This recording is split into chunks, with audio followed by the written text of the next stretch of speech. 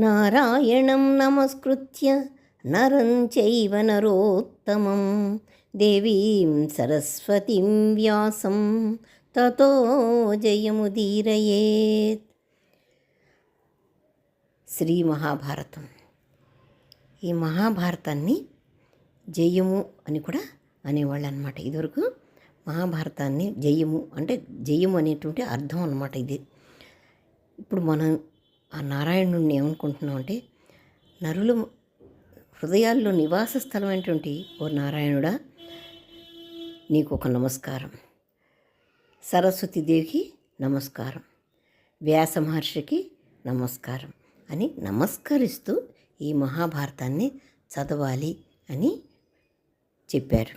కాబట్టి మనం ముందు ఈ శ్లోకం చదువుకున్నాం.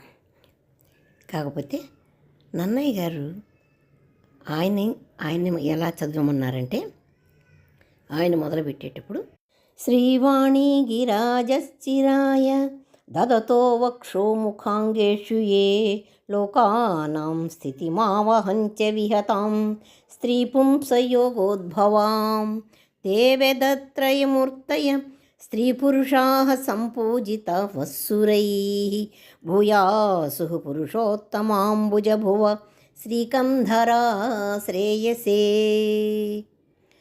అంటే త్రిమూర్తులు ముగ్గురు కూడాను లక్ష్మీదేవిని నారాయణుడు వక్షస్థలంలో పెట్టుకున్నాడు, బ్రహ్మ నాలుక మీద పెట్టుకున్నాడు, ఈశ్వరుడు సగభాగం ఇవ్వనే ఇచ్చేశాడు. ఇలా స్త్రీ పురుష సంయోగముతో లోకం అంతా గడుస్తోంది. ఈ లోకాన్ని ఏర్పరుస్తున్నారు వాళ్ళు. అందుకని వేదత్రయ స్వరూపులు వాళ్ళు. త్రిమూర్తులు వేదత్రయ స్వరూపులు. వారిని దేవతలు కూడా పూజిస్తున్నారు. వారు మీకు శ్రేయస్సును కలిగింతురుగాక అని ఈయన భారతం చదవబోయే ముందు ఈ శ్లోకం చదవమని చెప్పారు. ఈ మహాభారతం 18 పర్వాలు ఉంటాయి. అందులో మనం ప్రస్తుతం ఆది పర్వంలో మొదలు పెడదాం.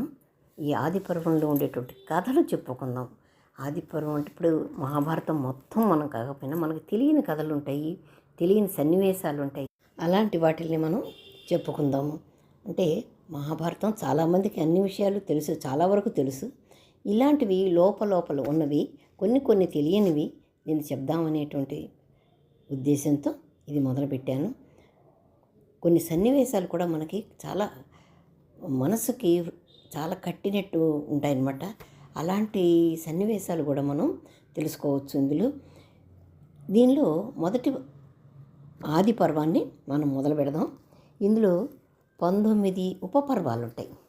అందులో అదేంటంటే అనుక్రమణికా పర్వం, పర్వ సంగ్రహ పర్వం, పౌష్య పర్వం, పౌలోమ పర్వం, ఆస్తిక పర్వం, అంశావతరణ పర్వం, సంభవ పర్వం, జతుగృహ పర్వం, హిడింబ వధ పర్వం, బక వధ పర్వం, చైత్ర వధ పర్వం, స్వయంవర పర్వం, వైవాహిక పర్వం, విదుర ఆగమ రాజ్య లంబ పర్వం, అర్జున వనవాస పర్వం, సుభద్రాహరణ పర్వం, హరణాహరణ పర్వం, ఖాండవదహన పర్వం, మయదర్శన పర్వం.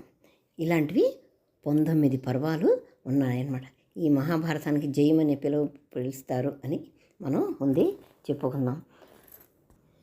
ఈ మహాభారతాన్ని వ్యాసులు వారు చెప్పారు. ఆయన పరాశరుడు సత్యవతుడికి పుత్రుడు అనమాట.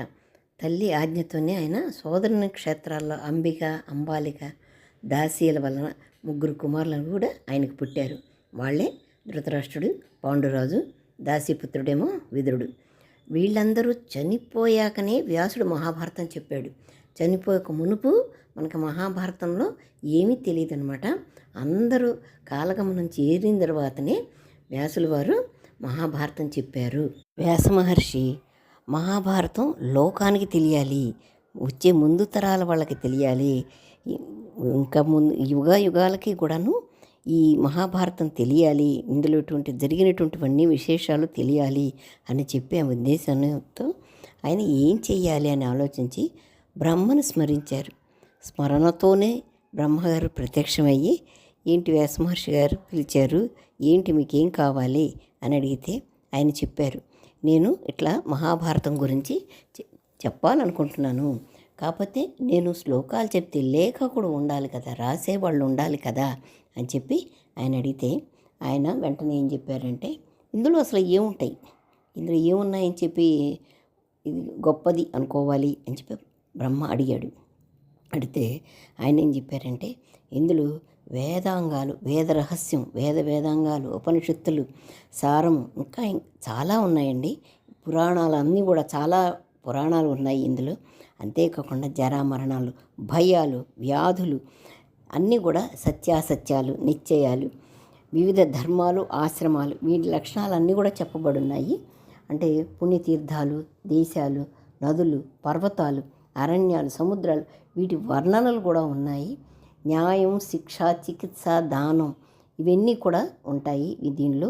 దీని గురించి మీరు నేను లోకానికి చెప్పాలంటే నాకు లేఖకుడు కావాలి. కాబట్టి నాకు ఈ భూమి మీద మాత్రం ఏ లేఖకుడు కనపడటంలా. నేను చెప్పేటువంటి ఈ తొందరకి రాయగలిగేటువంటి లేఖకుడు నాకు ఈ భూమి మీద మాత్రం నాకు కనపడట్లేదు అని చెప్తారనమాట. అంటే అప్పుడు ఆయన వ్యాస మహర్షికి చెప్తారు, అట్లయితే అన్నిటికీ విఘ్నరాజు అయినటువంటి విఘ్నం తొలగించేటటువంటి ఆ విఘ్నేశ్వరుణ్ణి పిలిస్తే ఆయన మంచి లేఖకుడు. తర్వాత ఆయనకి జ్ఞాపక శక్తి కూడా ఎక్కువ ఉన్నది ఆయనకి, అందుకని ఆయన్ని పిలవండి అంటాడు. అప్పుడు ఈయన విఘ్నేశ్వరుణ్ణి స్మరిస్తే విఘ్నేశ్వరుడు వస్తాడు. నువ్వు ఇట్లా లేఖకుడుగా ఉండాలి, నేను మహాభారతం చెప్తాను, మీరు రాయాలి అని అడుగుతాడనమాట. ఆయన లేఖకుడుగా ఉండటానికి మాత్రం నేను ఒప్పుకుంటాను, కానీ నువ్వు ఆపకుండా చెప్పాలి వ్యాస మహర్షి అని అంటారు. అంటే విఘ్నేశ్వరుడు ఆపకుండా వినాలన్నమాట.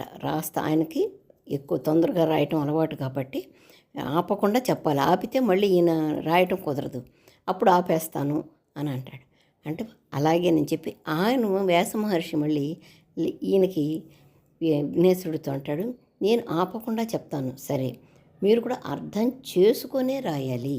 అర్థం చేసుకోకుండా, అర్థం లేని చదువు వ్యర్థం, అందుకని వ్యర్థంగా కాకుండా మీరు అర్థం చేసుకొని రాయండి అని చెప్తాడు. అట్లాగే అని చెప్పి చెప్తాడు. అలా చేయబట్టే గ్రంథిని అని కూర్చి రాసేవారు అనమాట. వ్యాస మహర్షి ఆ విధంగా చెప్పేవారు. అట్లా ఆయన చెప్పినట్టుగానే గ్రంథిని అనేటువంటి అంటే ఒక ఎటువంటి అర్థం అనమాట, గూఢమైన అర్థం ఉండేటట్టుగా అనమాట. అది ఆయన అర్థం చేసుకునే లోపల ఈయన ఇంకా చెప్పినా కూడా ఈయనకి ఎక్కువ జ్ఞాపక శక్తి ఎక్కువ కాబట్టి ఆయన వినంగానే వెంటనే రాయగలిగేవాడు. అట్లాంటి శ్లోకాలు, అట్లా క్లిష్టమైనటువంటి శ్లోకాలు 8800 ఉన్నాయంట ఇందులో మహాభారతంలో. అలాగే మన భూమికి చేరింది మాత్రం, మనుష్యలోకానికి చేరింది మాత్రం 1,00,000 శ్లోకాలు మాత్రమే. చాలా శ్లోకాలు, 30 లక్షల శ్లోకాలు దేవలోకంలో ప్రతిష్ఠింపబడ్డాయంట. పితృలోకంలో 15 లక్షల శ్లోకాలు, గంధర్వలోకంలో 14 లక్షల శ్లోకాలు ఇట్లా విస్తరించి ఉన్నాయి. మనకి మాత్రం మానవ లోకానికి మాత్రం 1,00,000 శ్లోకాలు మాత్రం వచ్చినాయన్నమాట. అది కూడా వైశంపాయనుడు జనమేజయుని యాగంలో ఆ 1,00,000 శ్లోకాలు చెప్పాడు. అది మనకు వచ్చినటువంటి మహాభారతం.